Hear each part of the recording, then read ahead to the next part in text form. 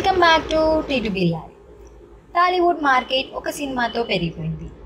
SS Rajamouli Baahubali లాంటి epic wonder మూవీతో 75 కోట్లున్న Telugu cinema మార్కెట్ని ఏకంగా 190 కోట్లకు పెంచాడు. దాంతో ఓ స్టార్ హీరో సినిమా తొలి ఆటకి బ్లాక్ బస్టర్ కప్ తెచ్చుకొని ఓ 2 వారాలు ఏ పోటీ లేకుండా ఖచ్చితంగా ఆడితే ఆ మార్క్ అందుకోవడం కష్టమేం కాదు. మెగాస్టార్ మెగా కంబ్యాక్ మూవీతో 100 కోట్ల షేర్ని క్రాస్ చేసి చరిత్ర సృష్టించాడు. ప్రస్తుతం సమ్మర్ నుండి ఓ 3 సినిమాలు టాలీవుడ్లో ఈ మార్క్ అందుకోవడానికి తహతహలాడుతున్నాయి. వాటిలో ముందుగా పవర్ సర్దార్ గబ్బర్ సింగ్ ఇప్పటికే 80 కోట్ల ఫ్రీ రిలీజ్ బిజినెస్ చేసి 52 కోట్లకు పరిమితం అయ్యాడు. కాగా ఇప్పుడు కాటమరాయుడు, వేదాలం రీమేక్, త్రివిక్రమ్ సినిమాలతో ఈ మార్క్ అందుకోవడానికి చూస్తున్నాడు. ఇక శ్రీమంతుడు బ్లాక్ బస్టర్ సినిమా తర్వాత మహేష్ బాబు నటించిన బ్రహ్మోత్సవం 34 కోట్ల లోపే ఆగిపోయి ఆల్ టైమ్ డిజాస్టర్గా మిగిలిపోయింది. కాగా ఇప్పుడు మురుగదాస్తో చేసే సినిమాలు బోలెడ అంచనాలు నెలకొంటున్నాయి.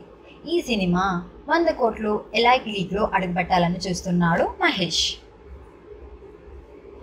ఇక స్టైలిష్ స్టార్ అల్లు అర్జున్ కూడా సరైనోడి సినిమాతో 75 కోట్ల మార్కెట్ను మొదటిసారిగా అందుకొని సత్తా చాటుకొని త్వరలో 100 కోట్ల ధ్యేయంగా డీజేని మరో బైలింగ్వల్ సినిమాతో దుమ్ము రేపడానికి సిద్ధమవుతున్నాడు.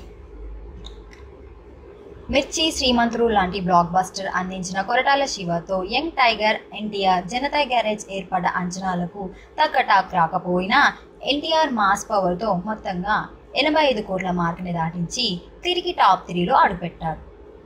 ఇక ఇప్పుడు చేయబోయే సినిమాలతో 100 కోట్లే ధ్యేయంగా బరిలోకి దిగుతున్నాడు. ఇక mega power star Ram Charan Magadheera తర్వాత ఒకసారి కూడా 50 కోట్ల మార్క్ని అందుకోలేదు. దాంతోపాటు ఇప్పుడు వరుస ఫ్లాప్లో ఉన్న చరణ్ ధృవాతో అన్నిటికీ సమాధానం ఇవ్వాలనుకున్నాడు. కానీ డిమానిటైజేషన్ ద్వారా దెబ్బతీసింది. ఇక సుకుమార్తో సినిమాపై ఆ మార్క్ అందుకోవాలని చూస్తున్నాడు. మరి మీరు ఏ సినిమా 100 కోట్లు కలెక్ట్ చేస్తుందో అనుకుంటున్నారో కింది కామెంట్ సెక్షన్లో చెప్పండి. మరిన్ని లేటెస్ట్ అప్డేట్స్ కోసం టీ2బీ లైవ్ని సబ్స్క్రైబ్ చేయండి. వీలైతే లైక్ చేయండి, కుదిరితే షేర్ చేయండి.